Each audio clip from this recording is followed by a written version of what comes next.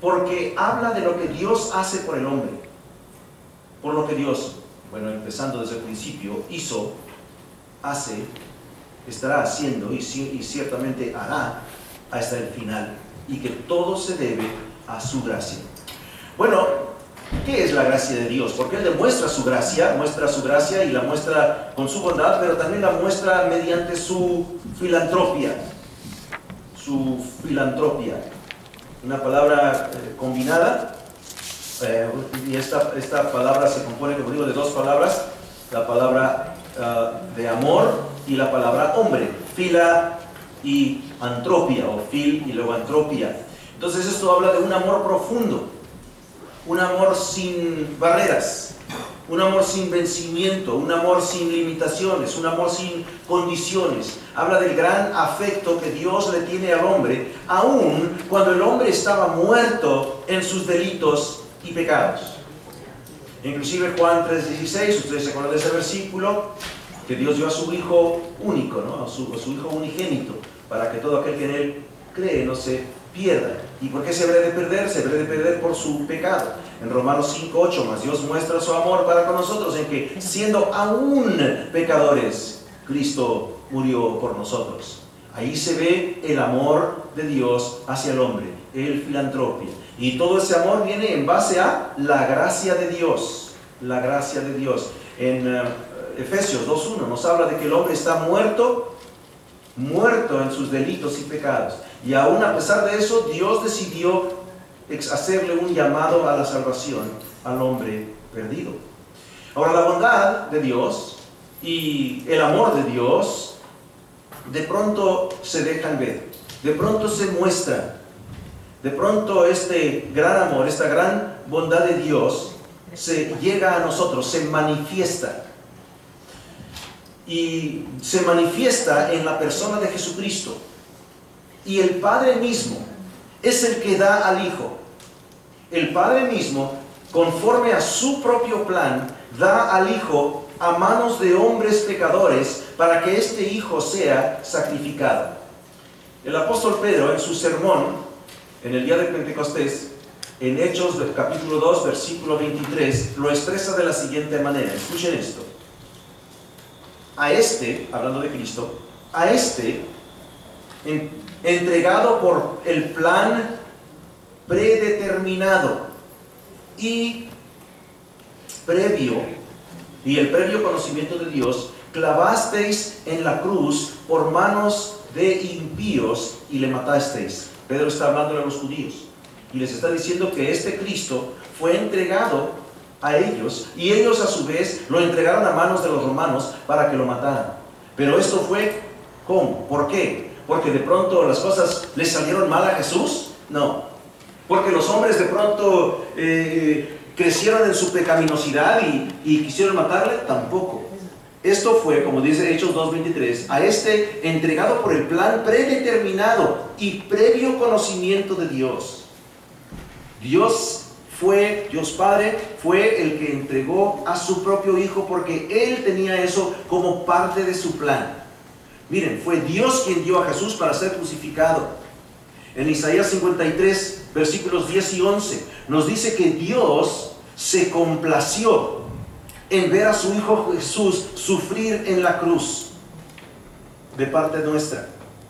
Ahora, no es porque Dios es un Dios sadístico que se goza en el sufrimiento, sino más bien porque Él se complació en el sufrimiento de su Hijo, porque sabía que el resultado final iba a ser la salvación del hombre.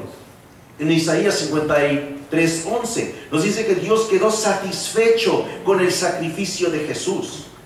Así que cuando escuchen, inclusive el otro día estaba en YouTube buscando algunos cantos y vi de que había una predicación, ni siquiera la puse, pero hablaba, según el título que tenía esa predicación, hablaba de que Satanás se gozaba en el hecho de que Jesús murió. Y quiero decirles que eso no es cierto. Satanás no estaba gozoso de que Jesús muriera en la cruz. Satanás no quería que Jesús muriera en la cruz. Muy opuesto a lo que muchas veces se predica hoy día, pero eso es una herejía. No es Satanás el que mandó crucificar a Jesús. Él no quería que Jesús muriera en la cruz. Es más, Él quería que Jesús pecara. ¿No se acuerdan de Mateo 4 y Lucas 11? Donde Él quiere hacer que Jesús caiga en sus tentaciones. ¿Para qué? Para que no fuera el hombre perfecto. ¿Para qué? Para que no muriera en la cruz. ¿Para qué? Para que no hubiera perdón del pecado del hombre. Así que no es Satanás el que manda a Jesús a ser crucificado. Es Dios Padre, Dios mismo, quien en su plan predeterminado, en su conocimiento previo, se place y se satisface en la muerte de Jesús para así derrotar a Satanás para siempre. Pero bueno, ¿por qué fue necesario que Dios mostrara su bondad, que Dios mostrara su amor para con el hombre, mandando matar a su hijo? Fue necesario que esto sucediera así porque Dios es, después de todo, lo que vemos aquí en nuestro versículo 4, es Dios nuestro, ¿qué? Salvador. Él es Dios nuestro Salvador. Esa es su manera de ser. Eso es lo que es Él. Él es el Salvador. Y puesto que Él salva a los pecadores arrepentidos del sufrimiento eterno, del tormento, de la lamentación, puesto que Él salva a los pecadores de las llamas inescapables del infierno, unas llamas que nunca mueren, que nunca destruyen completamente. Por eso es que Dios es Dios nuestro Salvador. Y estamos hablando no simplemente de Jesús, pero estamos hablando de Dios Padre. Dios Padre provee a su Hijo y de esa manera Dios nos salva. Por lo tanto, Dios Padre es Salvador, Dios Hijo es Salvador y el Espíritu Santo, quien es parte de la Trinidad, también es Salvador. Dios nuestro Salvador. Además, fue necesario que Cristo muriese en la cruz, mostrando así su bondad y su amor para el hombre. Porque esto es exactamente lo que se requería para hacer posible el perdón de pecado. Solamente esa bondad, ese amor perfecto y divino de Dios podía lograr el perdón del hombre. Cualquier otro amor, cualquier otra bondad que se hubiera querido emplear para salvar al hombre hubiera sido insuficiente. El único amor, la única bondad suficiente para hacer posible el perdón del hombre es la bondad y el amor de Dios Padre. Por eso es que Dios Padre, que Dios Hijo, Dios Espíritu Santo, la Trinidad, un solo Dios, es el único que puede ser nuestro Salvador. Por eso es que no podemos encomendar el futuro de nuestra alma a ningún muerto, a ningún creyente muerto, a ningún apóstol, a nadie más. Solamente Dios puede ser nuestro Salvador. Bueno, hablemos del segundo aspecto de este llamamiento a la salvación que Dios hace por su gracia, y esa la vemos en el versículo 5. Este segundo aspecto lo vemos en el versículo 5, donde se dice que nos salvó. Nos salvó. Así que Dios primeramente manifiesta su bondad y su amor para con el hombre. Primer aspecto. Segundo aspecto, Él nos salvó. Pero ¿cómo nos salva? Vamos a leer cómo es que Dios nos salva. Estoy en el versículo 5 de Tito 3. Él nos salvó. ¿Quién salvó? Él. Nosotros no nos salvamos. Él nos salvó, no por obras de justicia que nosotros hubiéramos hecho. ¿Escucharon eso?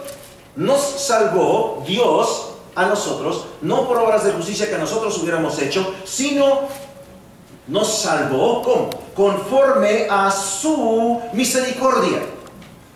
Dios nos salvó conforme a su misericordia. ¿Cómo? Por medio del lavamiento de la regeneración y la renovación por el Espíritu Santo. Así es como Dios nos salvó. Ahora, ¿qué es exactamente lo que está diciendo este versículo? Este versículo está diciendo que las obras, las buenas obras que tú y yo podamos hacer no tienen ningún lugar, no juegan ningún papel, no tienen ninguna parte en que tú y yo recibamos la salvación. ¿Entendimos eso? Las buenas obras que tú haces, las malas obras que dejas de hacer, no tienen nada que ver con que si tú o yo vamos al cielo o no. Vamos a leer el versículo una vez más. Quiero que comprendan la anchura, la profundidad, la altura de este versículo. Él nos salvó. Es decir, nosotros no nos salvamos. Él nos salvó, no por obras de justicia, es decir, obras buenas que nosotros hubiéramos hecho, sino conforme a su misericordia. ¿Qué? Nos salvó. ¿Cómo? Por medio del lavamiento de la regeneración y la renovación por el ¿qué? Espíritu Santo. ¿Sí se dan cuenta? Es Dios quien está actuando. Es Dios quien manifiesta su bondad y su amor. Es Dios quien nos salvó. Es Dios quien nos lavó, quien nos regeneró, quien nos renovó. ¿Por medio de quién? Dios, el Espíritu Santo. ¿Ok? Ahora, no es el ser una persona moral. Es ser una persona correcta, una persona educada, una persona con buenos modales que nos salvamos. No es por el hecho de que damos ropa a los orfanatorios, porque damos de comer a los hambrientos. No es porque hacemos ninguna otra buena cosa que se abre la puerta para tu y mi salvación. Este versículo totalmente excluye a toda buena obra de cualquier clase. E inclusive excluye a la religión como una base sobre la cual los perdidos, los pecadores pueden ser salvos del infierno. Ahora, ¿qué quiero decir cuando digo que excluye la religión de la salvación? Sencillamente quiere decir que no es el bautismo de una persona la cual marca si es creyente, si es cristiano o no. No es el bautismo el que les salva del infierno. Hoy día hay muchas iglesias en que lo primero que quieren hacer con una persona, cuando llega, prácticamente apenas acaba de cruzar el umbral de la puerta, cuando ya quieren bautizarle. Y a veces le pregunta uno a esas personas: ¿eres creyente? Sí, hermano, me bauticé hace un año. Eso no fue lo que te pregunté. Te pregunté que si eres creyente en Jesucristo. Muy diferente. Miren, a cualquiera lo pueden agarrar y zambutirlo en el agua. Y eso no lo hace cristiano. Cuando digo que la religión no es lo que nos salva, estoy diciendo de que tomar la Santa Cena, participar en la Santa Cena, o participar en cualquier otra ceremonia religiosa en la cual participe el individuo, no le da salvación. Por ende, no hay ninguna ceremonia religiosa en la cual participan otras personas a favor de esa persona que le da salvación.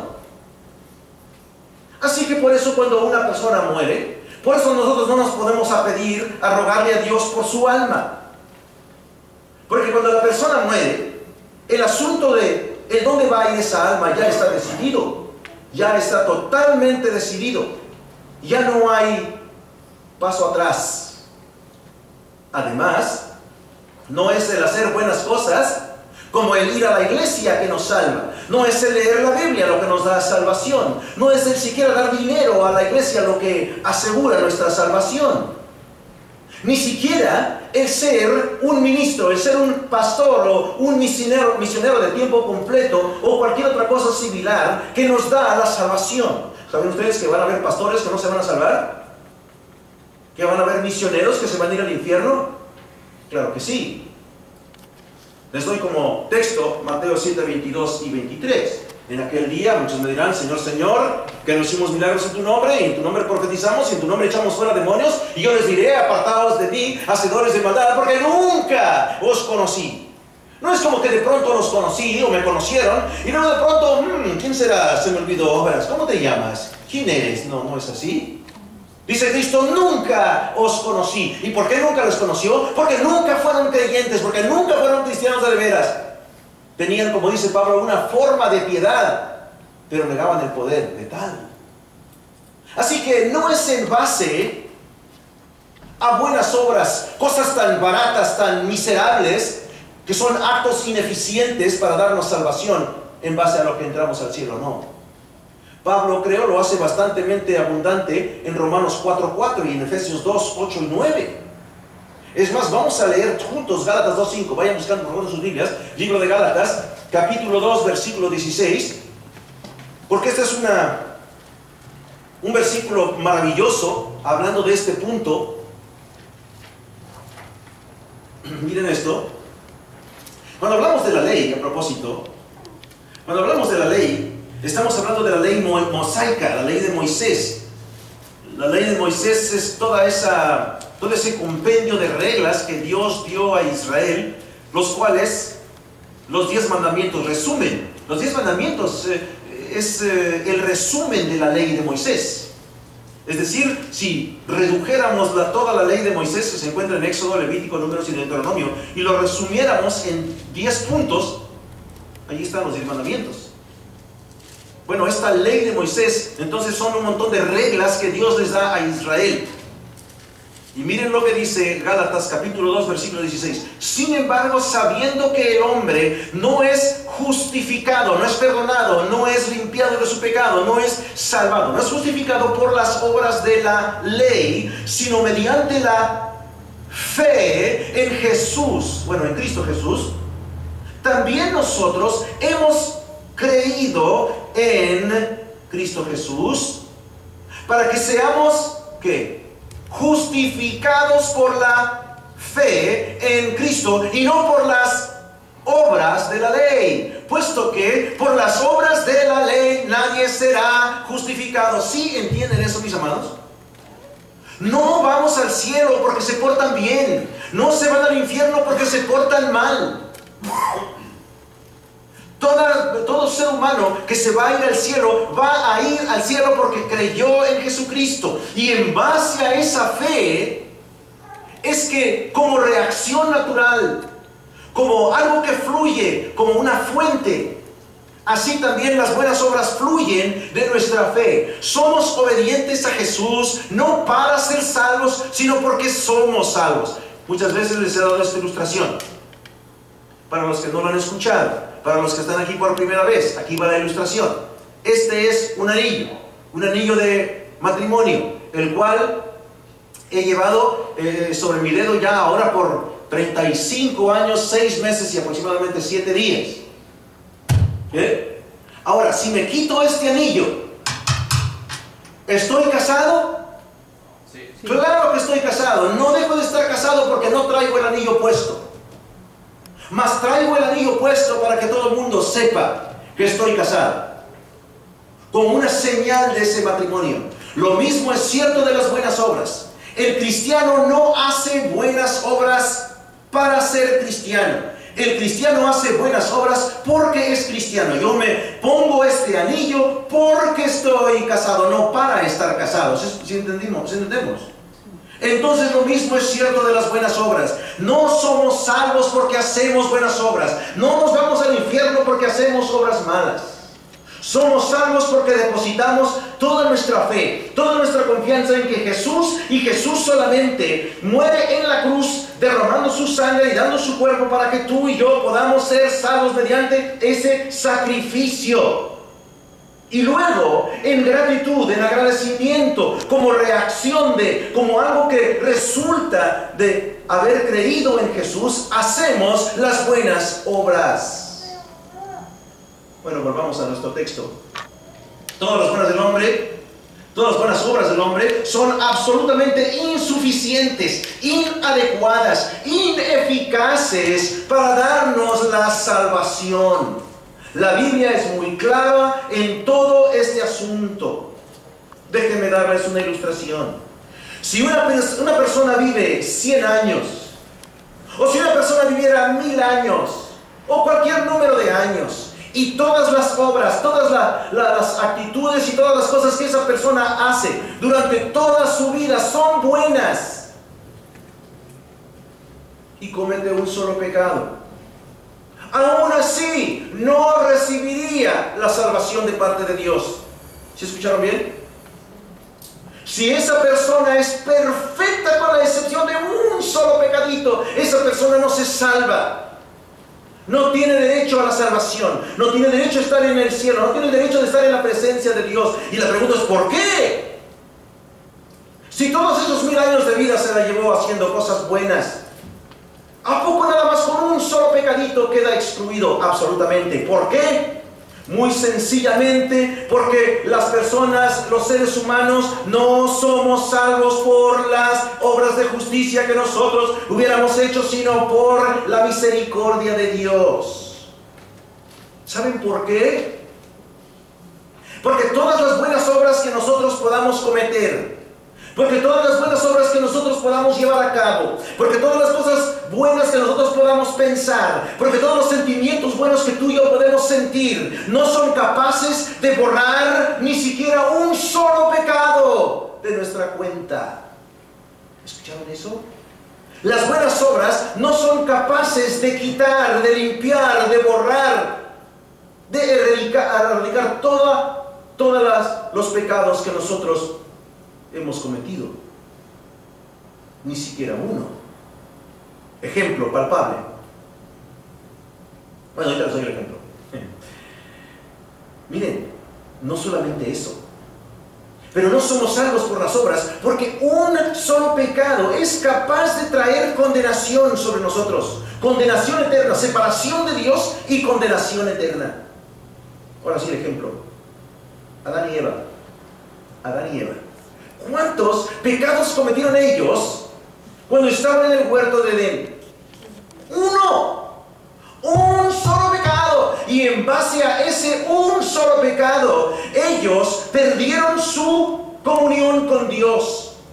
En base a un solo pecado. Y no fue como que cometieron adulterio. Bueno, no hay nadie que cometer adulterio. Pero aunque hubiera habido, no fue algo así. No fue porque cometieron algún tipo de crimen violento. Tomaron de un fruto que no deberían de haber tomado. Eso es todo.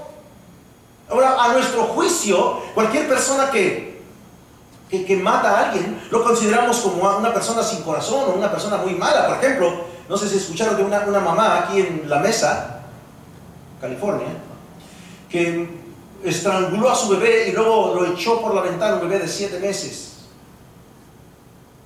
Y dice uno, ¡caray, qué crueldad! ¡Qué mujer tan despiadada, tan sin sentimientos! No se merece esa mujer vivir. Bueno, si comparamos eso con tomar un fruto de un árbol, oye, pues que tome 100, que tome 1000 frutas, pero que no mate un bebé. Mas sin embargo, a los ojos de Dios, cualquier pecado, aún algo así, como tomar un fruto de un árbol, es algo terrible. Algo horrible, algo horripilante, algo seriamente grave. ¿Por qué? Porque es desobediencia a Dios. Y nosotros tomamos nuestro pecado como algo tan superficial. No le damos el valor a nuestro pecado que cometemos a diario, el valor que deberíamos de darle. Tomamos el pecar muy a la ligera, muy superficialmente, cuando deberíamos de sentirnos mal, deberíamos de sentirnos horrible por dentro cuando pecamos ante Dios. Adán y Eva pecaron un solo pecado y fueron destituidos del huerto, perdieron su comunión con Dios y luego sobre ellos fueron lanzadas maldiciones, maldiciones que tú y yo estamos viviendo el día de hoy. Hoy día hay pobreza, hoy día hay pleitos, hoy día hay divorcios, hoy día hay secuestros, hoy día hay crímenes, homicidios, hoy día hay toda clase de enfermedades, diabetes y cáncer y todo lo demás. ¿Por qué? Por el pecado de tomar un fruto de un árbol, porque esa fue una desobediencia a Dios. Entonces, no somos salvos por nuestras obras, porque todas nuestras buenas obras no son capaces de quitar de por medio un solo pecado que podamos cometer en contra de Dios. Miren, mis hermanos, amados, mucha gente ve la vida como una báscula. Y bien, piensa en lo siguiente: si tenemos una báscula y en un lado de la báscula están todas las malas obras y están bien pesadas y la báscula se ladea, entonces esa persona ciertamente se va al infierno. Pero si ponemos todas las buenas obras en este lado, y este lado de la báscula está más pesada y se ladea de este lado, entonces ciertamente esa persona se irá al cielo. ¡No! Eso no es lo que Dios enseña. Porque entonces la muerte de Cristo hubiera sido en vano. Si pudiéramos salvarnos por nuestras obras, Cristo no tiene que morir en la cruz. Dios no nos da salvación en base a lo que piensas o lo que dejas de pensar, en base a lo que haces o dejas de hacer, en base a lo que dices o dejas de hacer. Dios nos salva porque Él mostró su bondad para con nosotros, porque Él demuestra su amor para con nosotros en que, siendo todavía pecadores, Cristo murió por nosotros. Dios nos salva, ¿por qué? En base a su misericordia, porque a Él le place salvarnos, no porque tú y yo hacemos algo para merecerlo en lo más mínimo. ¿Entendemos eso? Si no lo entendíamos, es mejor que lo vayamos entendiendo. Las buenas obras que tú y yo hacemos no le importan a Dios, no cuentan para nada para el propósito de recibir salvación. Lo repito, las buenas obras que tú y yo hagamos o las malas obras que dejemos de hacer no importan a Dios, no cuentan para nada para con Dios en cuanto al propósito de recibir la salvación. Yo sé que en tantas y tantas religiones, e inclusive dentro de algunas iglesias cristianas, les dicen a la gente: hermanos, dejen de pecar, porque si no viene el Señor y se quedan atrás. Pero eso es antibíblico, eso es herejía, eso es mala enseñanza, eso es pobre doctrina. Es más, Pablo le describiría en su carta a Timoteo como doctrina de demonios, porque no somos salvos en base a nuestras obras. Eso va totalmente en contra de todo lo que la Biblia nos enseña. Quiero que vayan todos por favor al libro de Isaías.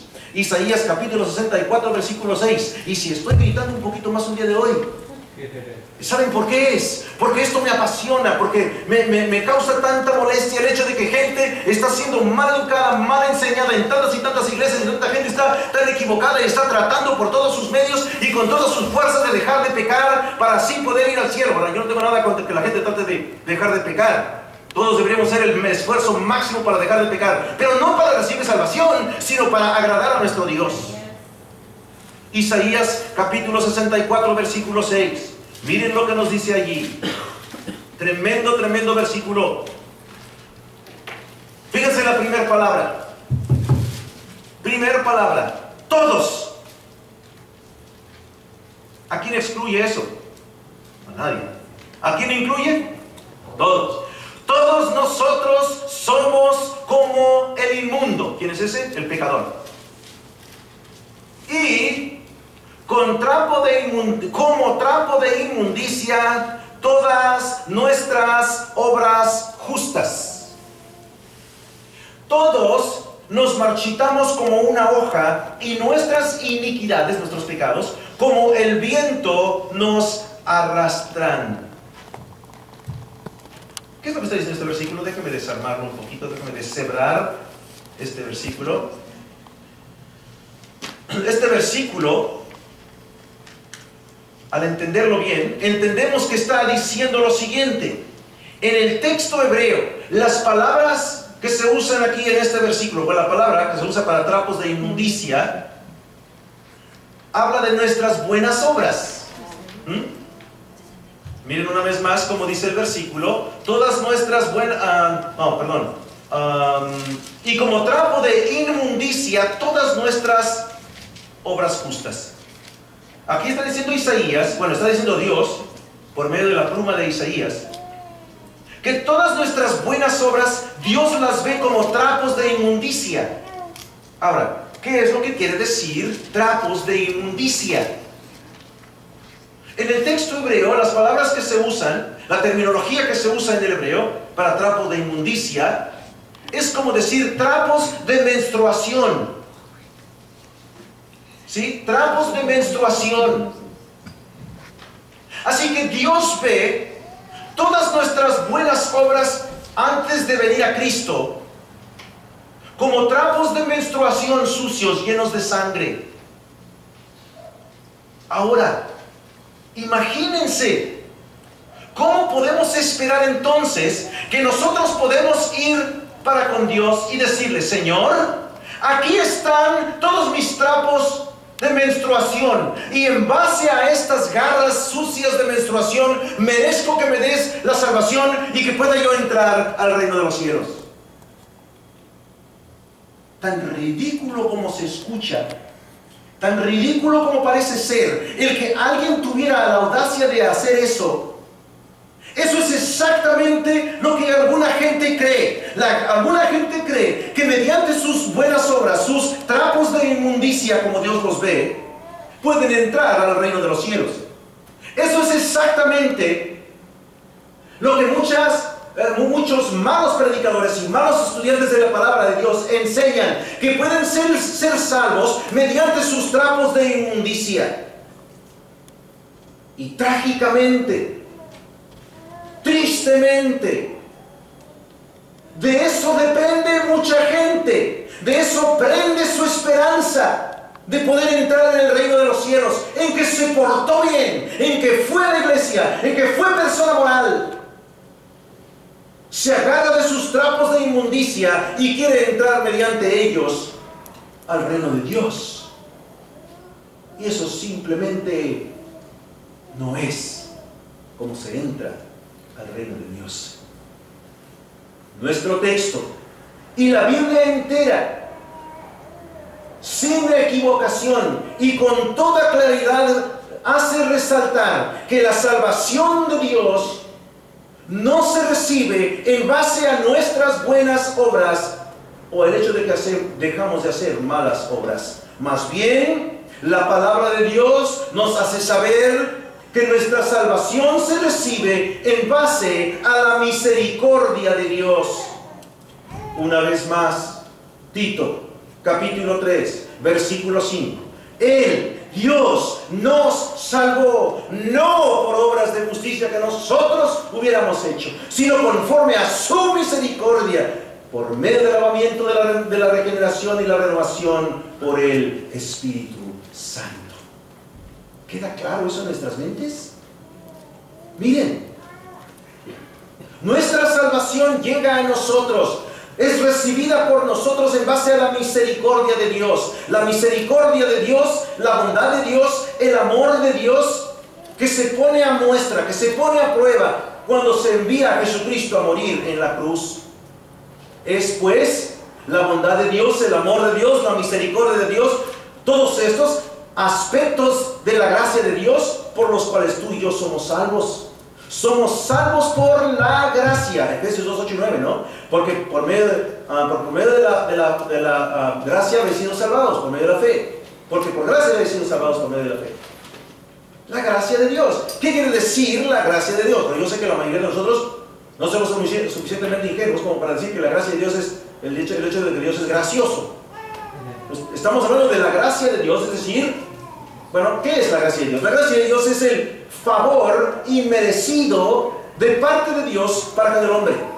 El favor inmerecido de parte de Dios para con el hombre. ¿Qué es el favor? El favor es la bondad, el favor es el amor, el favor es la misericordia, el favor es la compasión de parte de Dios para con nosotros. Dios nos da su gracia y en base a su gracia somos salvos. Por lo tanto, todos aquellos que han de ser salvos, han de recibir la salvación por la gracia de Dios nada más, exclusivamente. Han de recibir la salvación de Dios totalmente por la gracia de Dios y por nada más. Porque miren, nuestra salvación no puede ser ni ganada ni merecida. La salvación no puede ser ni ganada ni merecida. No nos ganamos la salvación por lo que hacemos o dejamos de hacer. No nos merecemos la salvación por lo que hacemos o dejamos de hacer. La salvación la tenemos porque Dios es un Dios bondadoso, un Dios amoroso, un Dios misericordioso, un Dios que nos demuestra su gracia, según Romanos 3, 21 al 24, Efesios 2, 8 y 9, según de Timoteo 1, 9, y dale con más. Bueno, los demás puntos no van a ser tan largos como este punto. Pues este tenía que ser un punto largo. Inclusive pudiéramos seguirle, pero el tiempo apremia. El tercer aspecto del llamamiento a la salvación de parte de Dios por su gracia es el siguiente. Dios logra palingenesia, la regeneración. La regeneración es una palabra formada de dos. Palín, que quiere decir de nuevo o otra vez. Y genesia, que quiere decir nacimiento. Otra vez nacimiento. En Juan 3 vemos cómo Juan allí nos dice que Jesús, al hablar con Nicodemo, en 3:7 le habla de el nacer de nuevo. Esta regeneración nos limpia de todo pecado. La regeneración de Dios nos limpia de todo pecado. Ahora, tome nota de algo. El Espíritu Santo que viene a morar dentro de nosotros es el que nos limpia, nos regenera. Él es el que nos limpia totalmente. Además, quiero que graben esto en su biblioteca mental. Esta regeneración por el lavamiento no nos está hablando del bautismo por agua. No nos está hablando del bautismo por agua. Nos está hablando de un lavamiento que el Espíritu Santo hace en nuestra alma. Déjenme darles por lo menos 3 razones, hay muchas más, pero vamos a dar unas 3 razones por las cuales esto no está hablando de bautismo de agua. Primeramente, porque si estuviera hablando del bautismo en agua, entonces significaría que esto contradijera todo lo que la Biblia nos enseña acerca de la salvación por obras. Porque si es necesario ser bautizado para ir al cielo, entonces eso es una obra. Tengo que ir a bautizarme para poder ir al cielo, entonces eso es una obra. Y eso simplemente no es así. Porque no somos salvos, ¿por qué? Por las obras. ¿Somos salvos por qué? Por la misericordia de Dios. Así que no está hablando acerca aquí de bautismo por agua. Segundo, no habla del bautismo por agua, porque si estuviera hablando Pablo del bautismo por agua, entonces significaría que un acto externo, un acto por fuera del cuerpo, el ser inmersido en el agua, sería suficiente para lograr un cambio o un resultado interno dentro del alma. Eso no tiene sentido tampoco. Eso no tiene ningún sentido. Además, Hebreos 9:23 nos dice que el perdón de pecados viene ¿por qué? Por la sangre. Sin derramamiento de sangre no hay perdón de pecado. Así que entonces, si estuviera aquí hablando de aquí la palabra regeneración acerca del bautismo, del lavamiento, fuera una referencia al bautismo por agua, o en agua más bien, entonces estaríamos diciendo que la sangre de Cristo derramada en la cruz fue derramada en vano, porque no sirve para limpiar el pecado y tenemos que bautizarnos para poder ser limpiados del pecado. Ahora, claro, este lavamiento interno divino que hace el Espíritu Santo es ilustrado simbólicamente por el bautismo en agua, pero aquí no nos está diciendo que tenemos que bautizarnos para poder ser salvos. Así que, entonces, ¿de qué habla entonces este lavamiento? Este lavamiento aquí es una referencia a un lavamiento espiritual de pecado. Y ese lavamiento es efectuado ¿por quién? El Espíritu Santo. Leemos una vez más el versículo 5. Él nos salvó, no por obras de justicia que nosotros hubiéramos hecho, sino conforme a su misericordia, por medio del lavamiento de la regeneración y la renovación por el Espíritu Santo. El Espíritu Santo es el que es responsable por regenerarnos, por hacernos nacer de nuevo, por hacernos nuevas personas en Cristo. Así es que este lavamiento pues es una referencia al lavamiento de pecado efectuado en el individuo por el Espíritu Santo. Bueno, llegamos al cuarto aspecto del llamamiento de la salvación de Dios por gracia. Dios logra una renovación en el individuo. 2 de Corintios 5:17 nos dice ¿qué cosa? De modo que si alguno está en Cristo, ¿qué? Nueva criatura es. Nueva criatura es. Las cosas viejas pasaron. Aquí, ¿cuántas? Todas son hechas nuevas. Así que cuando tú y yo venimos a Jesucristo, entonces en ese momento somos totalmente renovados. Y eso no lo logras tú. Eso no lo logro yo. Eso lo logra Dios mismo. Dios Espíritu Santo. Por eso no podemos limpiar nuestro pecado. Por eso no podemos llegar al cielo por nuestro comportamiento. Porque es Dios quien nos está renovando. Es Dios quien logra ese cambio. Y lo está logrando continuamente. Si es que estamos en serio sirviendo a Dios, Él está llevando a cabo ese cambio diariamente. 2 Corintios 4:16, Efesios 4:23, Colosenses 3:10 nos hablan en respecto a eso. Ahora, el dar del Espíritu Santo y su obra en nuestras vidas solamente es posible mediante a Jesucristo. ¿Por qué? Porque Él es el que hace la obra de salvación para nosotros. El quinto aspecto del llamamiento a salvación de parte de Dios por la gracia se efectúa cuando Dios derrama el Espíritu Santo sobre los creyentes. El versículo 6, miren lo que dice el versículo 6 en nuestro texto. Dice que Él, hablando del Espíritu Santo, derramó sobre nosotros abundantemente por medio de Jesucristo nuestro Salvador. Dios derramó el Espíritu Santo sobre nosotros. El ekcheo es la palabra en el griego. Ekcheo, ek, fuera de, y cheo, derramar. Es que Él derramó hacia afuera. Él echó sobre nosotros el Espíritu Santo. Es una ilustración preciosa de la gracia de Dios.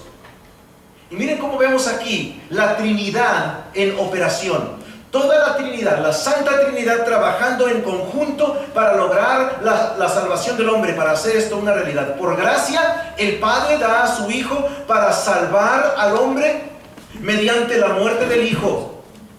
Luego, Dios Padre da el Espíritu Santo, quien es derramado sobre nosotros. ¿Y cómo lo derrama? Lo derrama ricamente, abundantemente. El Espíritu Santo, pues, regenera y renueva al hombre día con día. ¿Y cómo lo hace? Lo hace mediante el Espíritu Santo hasta el día de la venida de Jesús. Ahora bien, Dios da el Espíritu Santo. Y al dar el Espíritu Santo, esa es una verdad que nos da esperanza. Es una verdad que también nos elimina cualquier excusa para la desobediencia. El hecho de que Dios derrama sobre nosotros el Espíritu Santo abundantemente nos da tremenda esperanza y elimina cualquier excusa que podamos darle a Dios para nuestra desobediencia. Muchas veces la gente dice, pero es que vienen conmigo, con mi esposa, buscando consejería, pero es que usted no sabe cómo es mi mujer, pero es que usted no sabe cómo es mi marido, pero es que usted no sabe cómo son mis hijos, pero es que usted... No me importa en realidad, como sea. Porque a ti te corresponde nada más obedecer a Dios. Y puedes obedecer a Dios porque tienes el Espíritu Santo. Ahora, ¿cómo es que nos da el hecho de que Dios nos da el Espíritu Santo abundantemente? ¿Cómo es que nos da esperanza? Bueno, nos da esperanza en que el creyente puede saber, puede tener la confianza absoluta que Él tiene todo lo necesario para vivir una vida santa. Tiene todos los recursos. Mira, el Espíritu Santo es Dios, no es la palomita. Es Dios que vive adentro de nosotros, que transforma nuestros corazones, que puede transformar nuestra mente, transformar nuestra boca, transformar nuestras manos, nuestros pies, transformarnos totalmente. Por eso nos debe de dar esperanza, decir, caray, ahora puedo ser diferente, ahora ya no tengo que ser la misma persona gritona, bocona, chismosa, peleonera que antes era. Además, el hecho de que Dios derrama el Espíritu Santo sobre nosotros elimina toda excusa que le podamos dar a Dios. Es que, Señor, mira, es que yo trataba, pero ella. Es que, Señor, pero él. Es que la vida era tan difícil. Es que yo no tenía dinero. Es que yo no podía hacer esto. Es que estaba tan cansado. Es que no tenía capacidad. Es que no tenía conocimiento. Es que tenía mala memoria. Es que... No. ¿Por qué? Porque el Espíritu Santo es Dios mismo. Y cuando Él viene a tu vida, Él te da poder. Nadie puede decir, yo no puedo hacer lo que Dios me está pidiendo. ¿Por qué? Porque dentro de ti, dentro de todo cristiano, está morando Dios mismo. Está morando Jesucristo en la persona del Espíritu Santo. Y después de todo, Filipenses 4:13, todo lo puedo. ¿En quién? En Cristo, que me fortalece. Quiere decir que me da la fuerza. ¿Cuánta fuerza tiene Dios? Toda la fuerza. ¿Hay algo imposible para Dios? Dice Él mismo en Génesis y en Mateo. ¿Hay algo imposible para Dios? No, no hay nada imposible para Él. Por lo tanto, si Él está en mí, yo lo puedo todo. Yo puedo portarme bien. Yo puedo hacer lo que está correcto. Yo puedo hacer lo que está bien hecho. Yo puedo hablarle a la gente de Cristo. Yo puedo hacer todo lo que debo hacer dentro de la voluntad de Dios, porque Él está dentro de mí. Dicen algunos maridos, mejor no digo esa palabra, algunos maridos necios, pues ni modo, así soy, ya aguántate, ya sabes que así era yo cuando te casaste conmigo. Porque si eres un hijo de Dios, Dios te transforma. Todo está en que tú quieras ser transformado. Vamos a seguirle adelante, que no me voy a estar a sentir culpable yo también. Punto número 6. Sexto aspecto del llamado de Dios a la salvación por su gracia para con el hombre. Lo vemos en el versículo 7. Se nos dice que, mira, bueno, vamos a verlo textualmente. Versículo 7. Para que, justificados por su, ¿qué? Gracia, fuésemos hechos herederos según la esperanza de la vida eterna. Ahora, Dios, pues, nos justifica. Esta es una verdad que nos debería de llenar de energía, nos debería de inspirar. Es una verdad inspiradora, una verdad que es tremenda para todo cristiano.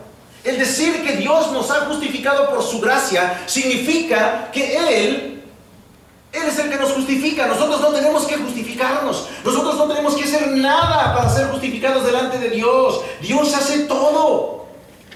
Después de todo, ¿cómo fuimos salvos? Versículo 5. ¿Quién nos salvó? Él nos salvó. ¿Y por qué nos salvó? Porque Él nos justificó. ¿Sí se dan cuenta? Dios nos justificó por su gracia. Ahora, ¿qué es la justificación? Aquí les va, una definición muy de teología, ¿ok? La justificación. La justificación es una declaración legal, una declaración forénsica que determina que los que han creído son aceptables delante de Él para siempre, perdonados, para nunca sentir culpabilidad alguna por el pecado, y que no son portadores de condenación por ninguna razón. ¿Sí? Es una declaración legal que el juez de jueces, el Dios de dioses, el Señor de señores ha hecho. Y dice, tú eres justificado. Tú ya no debes ninguna pena.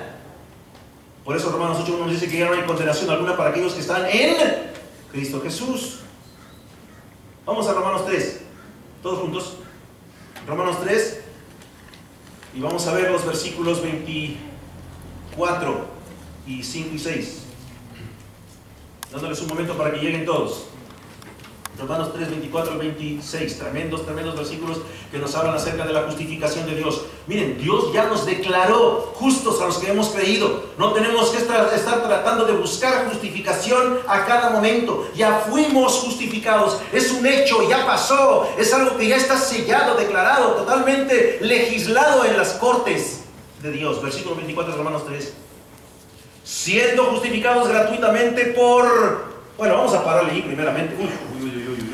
Es que este versículo me da tentación de predicarles una hora más sobre este versículo nada más. Siendo justificados gratuitamente. ¿Qué nos cuesta ser justificados? Nada, gratuitamente. Ahora, ¿por qué somos justificados? ¿Porque Dios no requiere nada? No, Dios requiere algo. Dios requiere algo para nuestra justificación y requirió la muerte de su Hijo Jesús. Pero somos gratuitamente justificados por su... Hello. ¿Su qué? Gracia. Su gracia. Dios nos justifica por medio de su gracia. Y luego dice, por medio de la redención que es en Cristo Jesús. ¿Qué es redención? La compra. Cristo nos compró, ¿se acuerdan? Vimos eso hace unos domingos atrás. Cristo nos redimió, nos compró del mercado de la esclavitud. Versículo 25, hablando de Cristo, a quien Dios exhibió públicamente como propiciación. ¿Qué quiere decir eso? Como paga. Como propiciación por su sangre a través de la fe, como demostración de su justicia. Porque en su tolerancia, la de Dios, Dios pasó por alto los pecados cometidos anteriormente. ¿Para qué? Para demostrar en este tiempo su justicia, a fin de que Él, Dios, sea justo, y además que Él, Dios, sea el que justifica al que trabaja y hace buenas obras y va a la iglesia y anda haciendo milagros y todo lo demás. ¿Es lo que dice? No, al que tiene fe en Jesús. Hermanos, eso es lo que nos salva. Ese es el mensaje que tenemos que llevar al mundo. Por eso se le llaman las buenas nuevas, porque la gente no tiene que tratar de portarse bien y hacer o dejar de hacer para llegar al cielo. La gente simplemente tiene que poner su fe en Cristo. Eso es todo. Y como resultado de esa fe, el Espíritu Santo empieza a trabajar dentro de nosotros y nos empieza a cambiar y empezamos a hacer buenas obras y empezamos a ser transformados y a ser mejores maridos y mejores padres y mejores hijos y mejores esposas y mejores suegras y mejores nueras y mejores suegros y mejores hermanos y mejores amigos y mejores trabajadores y mejor de todo. ¡Qué tremendo! ¡Wow! Ya no hay pecado. Escúchenme bien, escuchen esto, atesórenlo, agárrense de esto, aférrense a ello. Oh, ya no hay pecado que podemos cometer el día de hoy o el día de mañana o jamás que nos puede hacer injustos delante de Dios. Ya no hay pecado que jamás puede someternos a la condenación otra vez. Cuando tú y yo creemos en Cristo y Cristo viene a vivir en nuestra vida en la persona del Espíritu Santo, ya no hay nada que puede condenarnos al infierno. ¿Por qué? ¿Porque nos portamos tan bien? No. Porque Dios nos justifica gratuitamente en base a su gracia, no por lo que hacemos, no por lo que dejamos de hacer, no porque lo que le prometemos, sino en base a su bondad, en base a su amor, en base a su misericordia, en base a su gracia, en base al sacrificio de Jesucristo en la cruz. Tremendo, tremendo. Yo no sé si a ustedes les impacta, les emociona como a mí, pero créanme, casi pudiera parar allí. Pero hay un séptimo punto. El séptimo aspecto de la salvación por gracia que Dios le da al hombre se nos presenta aquí en este versículo 7. Y se nos dice que Dios nos da su Espíritu Santo y que siendo justificados por su gracia, Él lo hace para que podamos nosotros, bueno, textualmente, para que fuésemos hechos herederos según la esperanza de vida eterna. Dios nos salva para que fuésemos hechos herederos.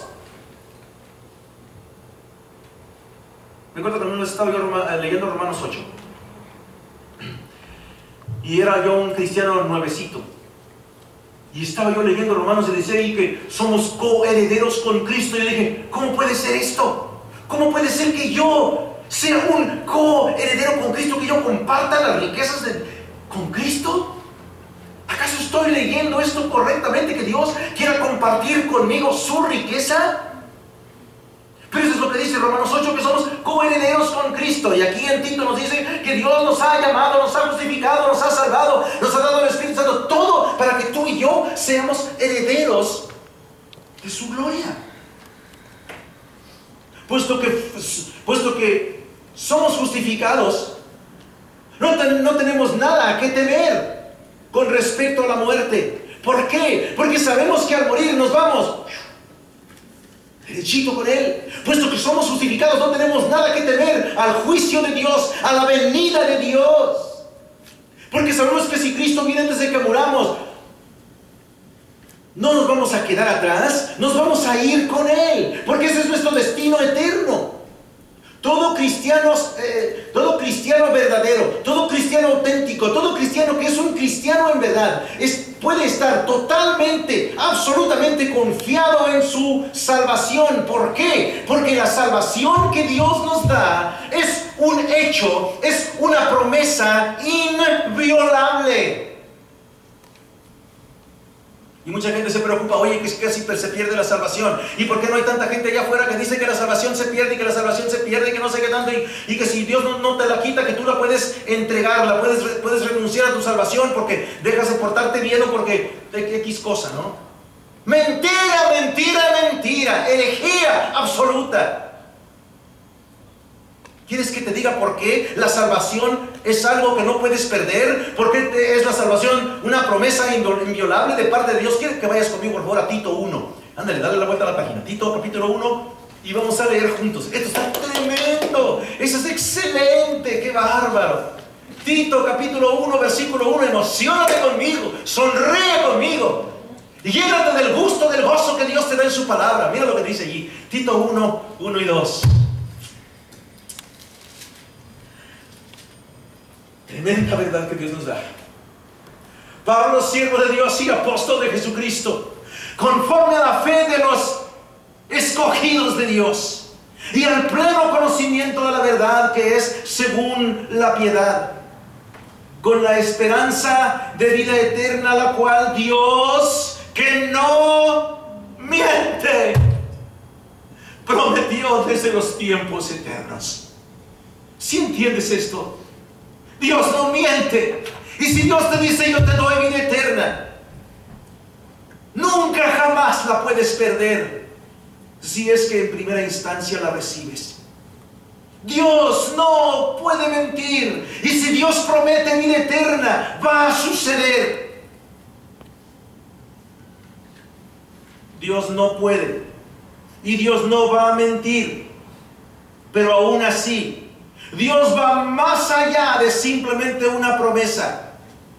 Dios va más allá de simplemente darte a ti y a mí una promesa de que no perdemos la salvación y de que es algo eterno. ¿Y sabes qué hace? Nos da prueba palpable de que su promesa de vida eterna va a ser cumplida. ¿Qué es lo que Dios hace? ¿Qué es lo que Dios hace para darnos a ti y a mí la seguridad de que esta vida eterna es una vida exactamente eso, eterna? ¿Qué prueba nos da de que su promesa es una promesa inviolable? ¿Sabes cuál es? Él nos da su Espíritu Santo como seguridad. Él empeña su Espíritu Santo que nos da a vivir con nuestra alma. Inclusive, en Efesios 1:13, al Espíritu Santo se le llama, ¿sabes cómo? El Espíritu de promesa. ¿Promesa de qué? De vida eterna. Además, en Efesios 1:14 se dice que el Espíritu Santo es la garantía, en la Biblia de las Américas, es las arras, dice en Reina Valera, de nuestra salvación. Es la garantía. El Espíritu Santo garantiza que tú y yo somos salvos. En Efesios 4:30 nos dice que el Espíritu Santo viene y nos sella para el día de la redención. ¿Quién, te pregunto, es capaz de romper el sello de Dios? ¿Quién es más fuerte? ¿Quién es más poderoso? ¿Quién es más capaz? ¿Quién es más audaz? Como para venir y romper el sello de Dios sobre tu vida y la mía.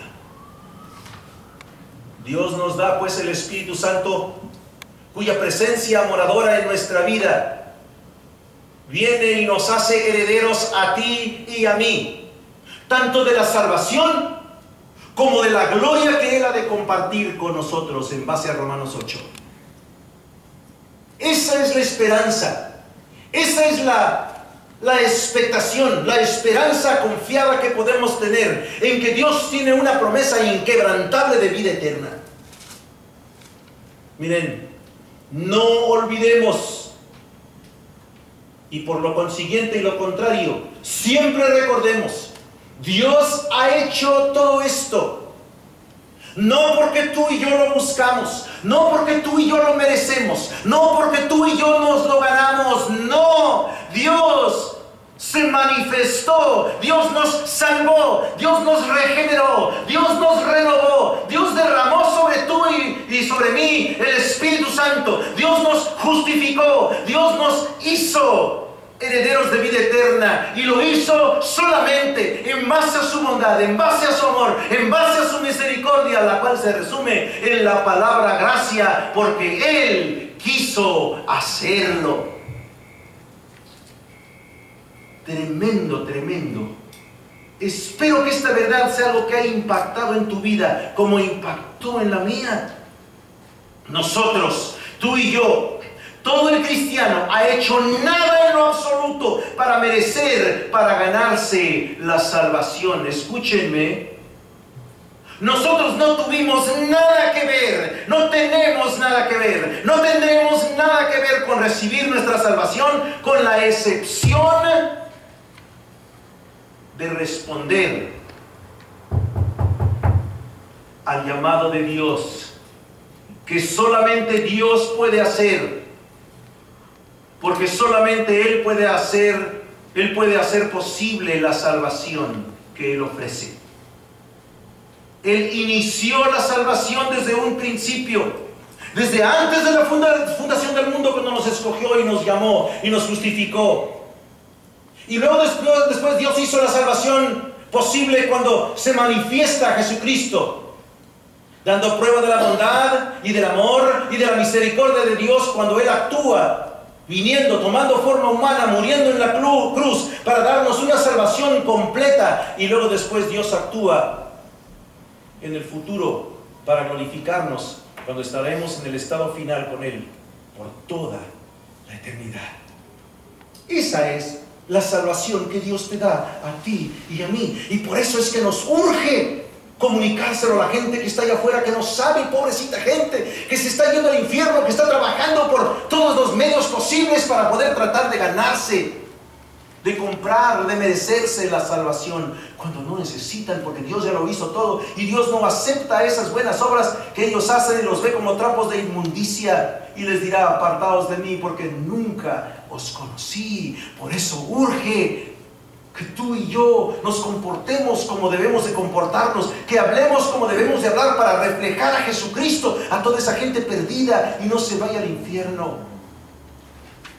Bueno, en el versículo 8, Dios nos da la cuarta verdad que se presenta en este pasaje. El hecho de que a los creyentes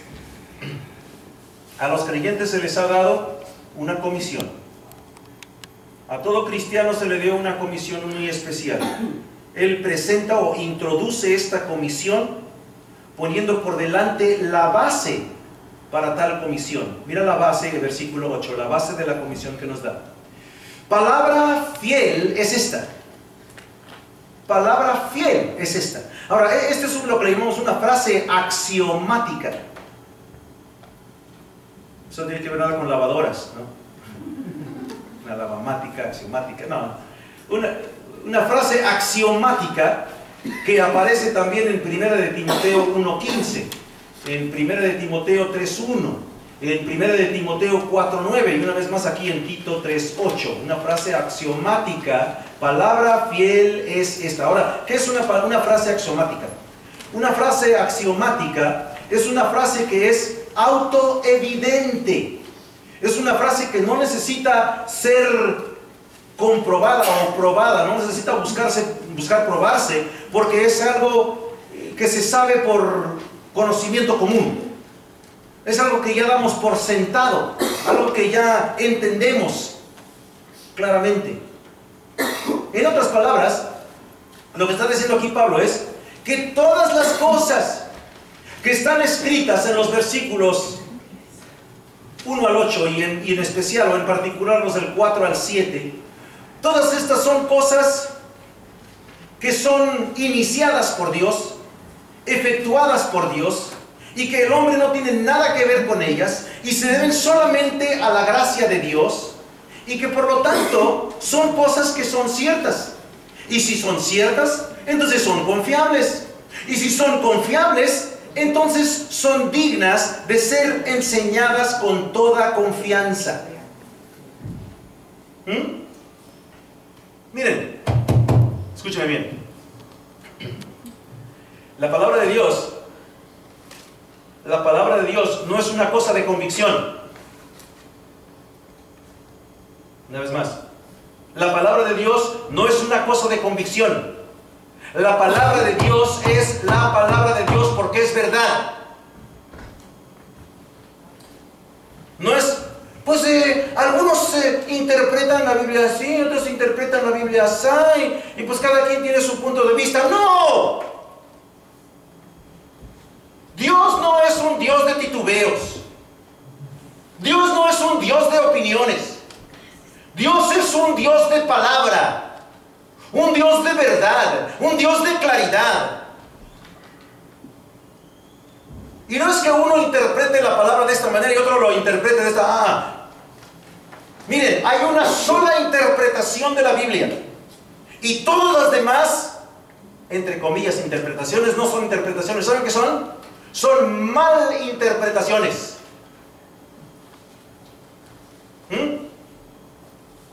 Dios no nos da una palabra confusa. Dios nos da una palabra clara, correcta, sin errores, sin titubeos, sin ninguna dudas, sin ninguna duda. Así que la palabra de Dios es palabra fiel, porque es palabra de Dios. Ahora, por este hecho de que la Biblia es la palabra de Dios y es verdad, entonces, por eso es que a nosotros nos debería importar estar aprendiendo y entendiendo la palabra de Dios cuando es predicada clara y correctamente. Vamos a ver el versículo 8. Palabra fiel es esta. Palabra fiel es esta. Y en cuanto a estas cosas, ¿cuáles cosas? Las que acabamos de ver. Las 7 cosas del versículo 4, los versículos 4 al 7. Y las otras 7 cosas del versículo 3. Y las 7 cosas de los versículos 1 y 2. Son 21 cosas. Y palabra fiel es esta. En cuanto a estas 21 cosas, quiero que hables con... pues hermano, pues yo creo que la palabra, pues parece que la palabra dice aquí, pues yo no sé, pero... es lo que ustedes leen. Quiero que hables con firmeza, para que los que han creído en Dios procuren ocuparse en buenas obras. Ahora, la verdad es la única cosa, escúcheme bien, porque esto va a ser bien importante. La verdad es la única cosa, hermano y hermana, que debe de importarte a ti. Joven, escúchame bien, porque en la escuela te dan un montón de basura. De que Dios no existe, de que ser homosexual está bien, de que puedes tener relaciones, que al cabo no no te embaraces o no contraigas alguna enfermedad venérea. No hay problema, hombre, todo el mundo lo hace. ¿Ok? Es que escúchame bien. La verdad es lo único que debería importarle al cristiano. ¿Qué dije? La verdad es lo único que debe importarle al cristiano. Vamos a poner esto en términos prácticos. Las actividades de una iglesia, los programas, el tamaño de una iglesia o cuantas otras cosas quieren ustedes poner por delante, cualquier cosa que cualquier iglesia pueda ofrecer, aunque quizás sean buenas cosas, en verdad no importan para nada, si lo que se está enseñando no es la verdad. Una iglesia puede ser una iglesia enorme, con toda clase de programas, con toda clase de actividades para jóvenes, viejitos, adultos, chiquitos, de todas edades, tamaños y sabores y colores. Pero si no se enseña la verdad, no importa. Por lo tanto, si lo que se está enseñando en alguna iglesia no es la verdad, entonces esa enseñanza no es digna de escucharse. Y si no es digna de escucharse, no es digna de seguirse. Por lo tanto, lo que una iglesia predica debe de ser la verdad. Y si en una iglesia no se predica la verdad, esa iglesia no es digna de tu asistencia. Por bonita que esté la alabanza, por emocionante que sean los servicios, por excelente que sea el grupo de mujeres, por maravilloso que sea el grupo de varones, por lo bonito que sean los programas para los jóvenes y los niños, si no se predica la verdad, esa iglesia no es digna de tu asistencia. ¿Por qué? Porque no se está predicando la palabra fiel. Ahora vamos a hablar de la comisión. ¿Cuál es la comisión? La encontramos aquí en el versículo 8. En cuanto a estas cosas, quiero que hables con firmeza, cristiano, para que los que han creído en Dios procuren ocuparse en buenas obras. Estas cosas son buenas y útiles para los hombres. Todas estas cosas que hemos estudiado, las 7 de los versículos 1 y 2, las 7 del versículo 3, las 7 de los versículos 4 al 7, son útiles para todos los hombres. Y por eso dice, quiero que las prediques, quiero que prediques estas cosas, para que todos los que han creído no digan, bueno, entonces que al cabo ya no pierdo mi salvación no estriba en mis obras, quiere decir que ahora puedo hacer lo que se me viene en gana, que al cabo me voy al cielo. No, al contrario. Miren lo que dice, quiero que hables con firmeza. ¿Para qué? Para que los que han creído en Dios procuren ocuparse, intenten, busquen, anhelen, le echen ganas a ocuparse en buenas obras. ¿Sí nos explicamos? En otras palabras, predica estas cosas confiadamente, porque son verdad, y predícaselas a los creyentes para que ellos sepan qué tienen que hacer, y luego, con gran diligencia, con gran orden, con gran anhelo, con gran esfuerzo, con gran dedicación, se ocupen de hacerlas. ¡Wow! Hay una frase aquí en el versículo 8 que me llamó mucho la atención. Es esta frase: los que han creído en Dios. Yo creo que saben que esta es una descripción preciosa de los cristianos verdaderos. Una descripción del verdadero cristiano. Los que han creído en Dios.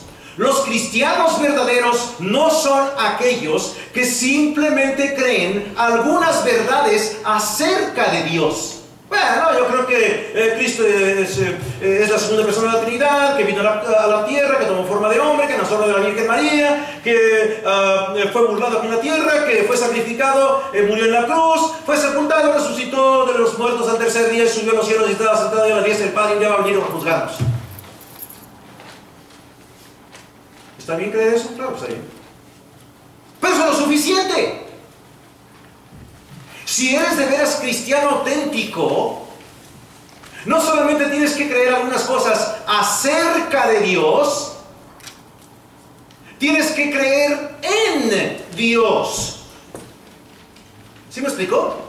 Una gran diferencia. Déjenme darles la ilustración. Ustedes pueden saber muchas cosas acerca de mí. Que estoy casado, que tengo 2 hijas, que tengo 2 nietos, que me recibí de la facultad de Derecho, que trabajé en banco en un momento antes de eso. Pueden saber muchas cosas. Pero eso quiere decir que creen en mí. Saben acerca de mí, pero no creen en mí. Y así también hay mucha gente allá afuera que cree ciertas cosas acerca de Dios, pero no creen en Dios. No ponen su confianza en Dios. Hacen las cosas de la manera que ellos o ellas quieren hacer las cosas.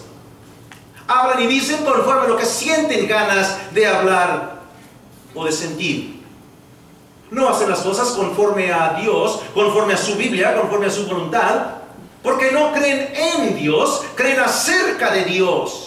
Pero el cristiano verdadero cree en Dios. Él deposita toda su confianza, toda su fe en Dios. El cristiano verdadero habla con Dios a través de la oración. Se pone y se habla con Él. Señor mío, aquí estoy, mira, yo soy tu siervo. Escucha, Señor, lo que tengo que decirte, porque mira que esto y que lo que hay que pagar. Y no solamente habla con Dios el cristiano verdadero, pero el cristiano verdadero escucha a Dios hablarle a él. ¿Escucha? Espérame un momentito, pastor, ¿qué pasó? Sí. El cristiano verdadero escucha a Dios hablarle mediante las páginas de la Biblia y mediante los sermones que se predican en su iglesia. Y luego, el cristiano verdadero, después de haber hablado con Dios y escuchado a Dios, cree lo que ha leído y lo que ha oído, y luego en base a esto pone su confianza en Dios y hace todo lo que Dios le dice. ¿Por qué? Porque lo que ha escuchado, porque lo que ha leído, porque lo que ha aprendido es verdad, es palabra fiel, viene de Dios, y por lo tanto él cree en Dios y obedece a Dios. Déjame hacerte esta preguntita. ¿Tú crees en Dios? Interesantemente, el verbo que se usa aquí para hables firmemente es una palabra que lleva una prefixie. La prefixie es dia, D-I-A, y la palabra es diababaiomai, y es una palabra muy fuerte, con mucho énfasis. Y ¿saben por qué es una palabra tan fuerte? O sea, esta no es una palabra de simplemente habla confiadamente. Esta palabra diababa o mai es una palabra que dice habla con firmeza. ¿Sí? Es ese tipo de hablar con firmeza. Significa que la iglesia es el lugar donde la palabra de Dios es hablada, enseñada, predicada, con confianza, con firmeza, con autoridad. ¿Se acuerdan lo que se decía de Cristo? Que Él hablaba con autoridad, no como hablaban los fariseos y los escribas. Él hablaba con autoridad. Y Pablo está diciendo, habla con autoridad al pastor Tito. Y nos está diciendo a todos los pastores, habla y predica con firmeza, con autoridad. Y te está diciendo a ti, lo que sabes de la palabra de Dios, háblalo con firmeza, háblalo con autoridad, sin duda, sin titubeo. No andes buscando darle vueltas, no andes con rodeos. Habla sin equivocación, habla claramente, poderosamente, resonantemente. Habla la verdad. Si estás hablando la verdad, háblala. Y cuando la verdad es hablada firmemente, el pueblo de Dios va a aprender y el pueblo de Dios va a crecer, y a su vez el pueblo de Dios va a vivir vidas santas y va a predicar el evangelio confiadamente, y la gente que no es creyente va a ver tu testimonio y va a escuchar la verdad que tú le hablas con confianza, y entonces ellos van a creer y van a ser salvos. Déjame preguntarte esta última pregunta. ¿Cómo está tu testimonio delante de los no creyentes? ¿Estás hablando la verdad acerca de la salvación por gracia con firmeza? Vamos a orar.